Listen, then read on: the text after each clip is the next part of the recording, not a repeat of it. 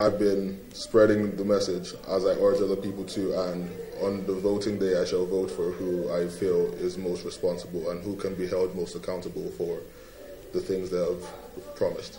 Well, I'm well prepared. I have my PVC, so I'm ready to vote for the right person. Yes, I would vote because I'm a youth and I'm going to vote at the state and the national level. Evidently, the participation of youths and their inclusion in the current political process in Rivers State have been on the increase, perhaps as a response to the recent promulgation and passage of the Not Too Young to Run bill into law in Nigeria. Since then, so much positive response have been witnessed, particularly in the area of registration to participate in the 2019 voting process. INEC's report recently released after the conclusion of the voters' registration exercise confirms this position, having been said to have scored the highest percentage of registered voters in the country. If you go to the social media today and see how people want to know what happens to their money, what happens to the road project, what happens to this, what happens to that, it's all a refraction of the fact that people are becoming conscious. The youths play a salient role in the political process. In Rivers State, they are massively involved in street sensitization tours, town hall village meetings, rallies and other political activities geared towards exercising their franchise. This is not to give credit to carrying of arms, but if you come out on election day, who are the people that carry arms? Young people. Yeah, that's true.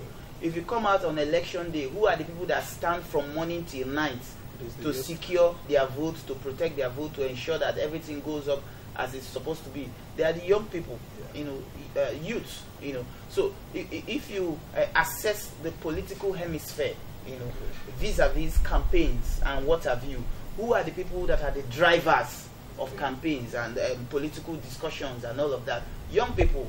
My grandmother in the village doesn't know what's happening. All she cares about is a fishing pot. Despite this trend, what quickly agitates the mind is the relationship between the mass interests and their actual involvement in the process of governance. When this country started, the First Republic, 80% of the people that were in the Home of Affairs were below 30 years. Spiff ruled this state at the age of 25. Gowon was 33, and so many of them. So, what is bad in giving the youths opportunity? Every day we say the youths are the futures of tomorrow. When will the tomorrow come? It should be today. So, I applaud him, and I support what he has said. The youth should be given opportunity in the governance of the state. We have this kind of participation doesn't mean we have youth leadership. We have more youths in government. The percentage, the proportion of youths we have in governance is a far cry. To an extent, the youths are represented. We have the likes of Honorable Ehe Edison, who is a member of the Rivers State House of Assembly, and we have other youth representatives too. So yes.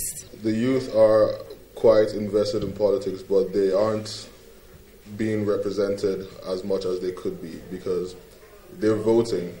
But in terms of representation from the top levels down to grassroots, the youth, there aren't enough youth being voted for.